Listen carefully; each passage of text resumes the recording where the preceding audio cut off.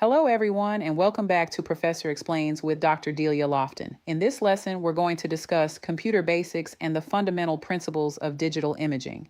Digital technology is central to modern radiography. From acquiring the image at the detector to processing, displaying, storing, and transmitting that image, computers are involved throughout the imaging chain. As radiographers, we don't need to be computer scientists, but we do need to understand the basic technology behind the systems we use every day. In this lesson, we'll connect computer concepts directly to digital image acquisition and image quality. Before we get into the technology, let's start with an important question. Why did radiography transition from film screen imaging to digital imaging? One major advantage is the ability to manipulate the image after acquisition. Digital images can be processed to improve the visualization of anatomy and provide greater flexibility than traditional film. Digital images can also be transmitted to multiple locations simultaneously, making them readily available throughout the healthcare system. Another major advantage is digital storage. Instead of maintaining large physical film archives, images can be stored electronically. Digital systems also have a much wider dynamic range than film screen systems, meaning they can respond to a broader range of receptor exposures. Throughout this lesson, we'll examine how these characteristics affect brightness, contrast, spatial resolution, distortion, and overall image quality. Digital imaging refers to acquiring and displaying radiographic images using computer technology rather than film. The detector initially produces a signal that must ultimately be converted into digital information.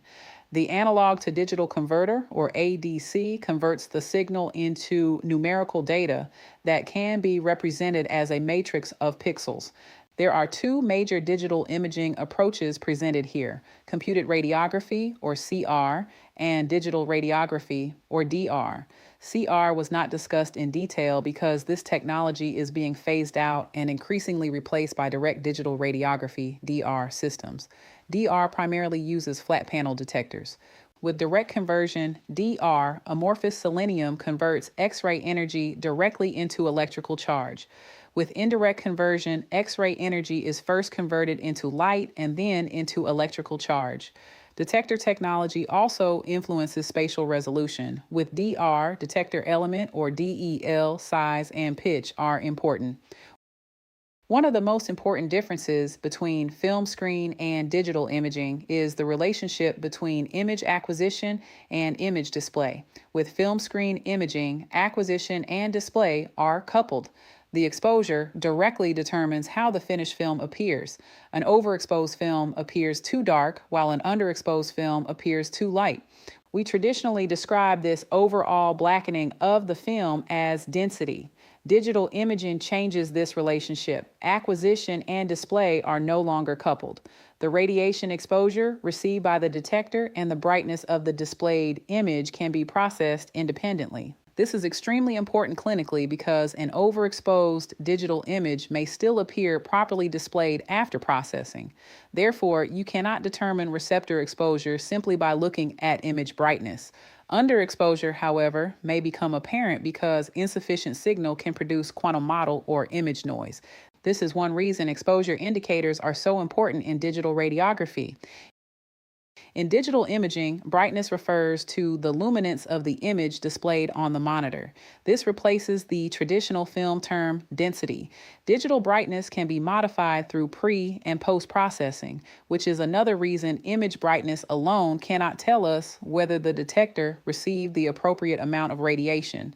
Contrast refers to differences in brightness between adjacent anatomical structures. Digital image contrast is influenced by several factors, including exposure technique, subject contrast, bit depth, the lookup table or LUT, and window width. Now consider the latent image. The latent image is the invisible image information produced before the final image is processed and displayed. Its quality depends on receptor exposure, geometric variables such as positioning and distance, and the subject contrast produced by differential absorption. Computer processing can modify the appearance of the image, but proper acquisition remains essential. Dynamic range describes the range of X-ray exposure intensities that an image receptor can detect. Exposure latitude refers to the range of exposure techniques that can produce acceptable low noise images while maintaining ALARA principles. Digital systems have a much wider dynamic range than film screen systems. This is a major advantage because it reduces the likelihood of repeats caused solely by exposure variation. However, there is one important disadvantage that must be considered. Because digital processing can compensate for variations in receptor exposure, excessive exposure may not be visually obvious. This creates the potential for dose creep, gradually using more radiation than necessary because the images continue to look acceptable. This is why we must evaluate the exposure indicator rather than relying only on the displayed appearance of the image. Let's summarize the major advantages and disadvantages of digital imaging. Advantages include wide dynamic range, superior contrast resolution, fewer repeats due to wider exposure latitude, post-acquisition processing, electronic archiving, and teleradiology. Digital imaging also has the potential to reduce patient dose when appropriate exposure techniques are used. However, digital imaging has limitations. Spatial resolution may be lower than film screen imaging, and image quality is influenced by both hardware and software. Another significant concern is that improper exposure can be hidden by image processing. Remember, the detector also matters. So while digital imaging gives us tremendous flexibility, it does not eliminate the radiographer's responsibility for proper exposure selection and image evaluation. Exposure indicators are extremely important because they provide numerical feedback about the radiation reaching the image receptor. First, milliampere seconds is the primary controller of receptor exposure. There are three exposure indicator types: the sensitivity number, exposure index, and deviation index. The S number has an inverse relationship with receptor exposure. As receptor exposure decreases, the S number increases. The exposure index, or EI, has a direct relationship. As receptor exposure increases, the EI increases. The deviation index, or DI, tells us how far the exposure is from the target exposure. A DI of 0 means the target exposure was achieved. A positive DI indicates exposure above the target, while a negative DI indicates exposure below the target. The key point is that exposure indicators help us evaluate receptor exposure, even when post-processing makes the displayed image look acceptable. Always know which exposure indicator system your equipment uses and how that indicator relates to receptor exposure. Once the detector captures the image data, the computer must process that information into the image we see on the monitor. Three important concepts are the processing algorithm, histogram, and lookup table. The processing algorithm is a set of rules applied to the image data for a particular anatomical examination or projection. When the examination is selected, the appropriate processing algorithm is applied. The input histogram represents the distribution of pixel values generated from the detector data.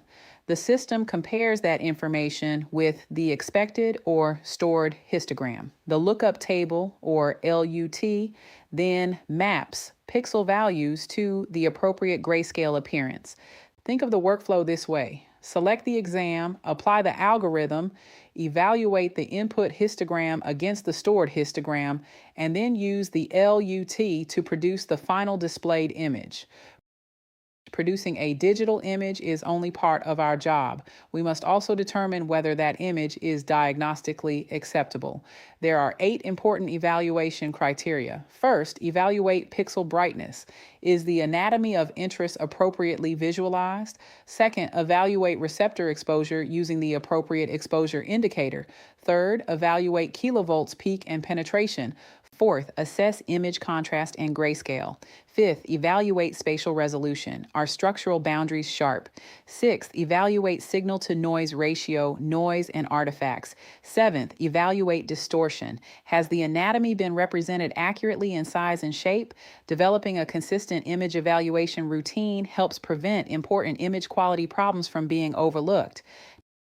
Now we move into one of the most important digital imaging relationships: pixels, matrix size, field of view, and spatial resolution. A pixel is the smallest component of a two-dimensional digital image matrix. Each pixel contains a numerical value that contributes to its displayed brightness. Pixel size can be calculated using the relationship. Pixel size equals field of view divided by matrix size. If the field of view remains constant and the matrix becomes larger, more pixels are placed within the same area. Therefore, the individual pixels become smaller and spatial resolution improves. Pixel pitch refers to the center-to-center distance between adjacent pixels, including the space between them. Smaller pixels and smaller pixel pitch generally support better spatial resolution. The Nyquist frequency represents the highest spatial frequency that a digital imaging system can accurately reproduce without aliasing. It is determined by the detector's pixel pitch, sampling frequency. Smaller pixels allow higher spatial frequencies to be represented and therefore support better spatial resolution. Modulation transfer function, or MTF, describes how accurately an imaging system transfers information from the object to the image. MTF is the single most important metric for predicting how sharp and detailed images will be. Higher MTF equals better contrast at fine detail, directly impacting detection accuracy in machine vision. MTF is expressed on a scale from 0 to 1. An MTF of 1 represents perfect fidelity, meaning the system would reproduce all of the object information at that spatial frequency. As spatial frequency increases, MTF generally decreases. In other words, imaging systems have more difficulty accurately reproducing increasingly small structures. We also need to understand the analog to digital converter. The ADC converts the analog signal into discrete digital binary data through a process called quantization. Finally, the Nyquist theorem. To accurately represent a signal, the sampling frequency must be at least twice the highest frequency contained in that signal. An easy way to remember this is 2 samples per cycle. If the system does not sample adequately, aliasing can occur. Computers communicate using the binary number system, which consists of zeros and ones. In digital imaging, bit depth determines the number of possible gray shades available for each pixel. The formula is 2 raised to the power of n, where n represents the number of bits. For example, 8-bit imaging provides 256 possible shades of gray. 10-bit imaging provides 1,024 shades. 12-bit imaging provides 4,096 shades.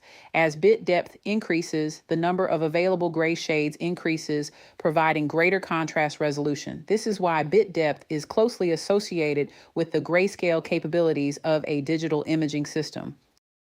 Let's finish by putting the major spatial resolution relationships together. Remember our core formula.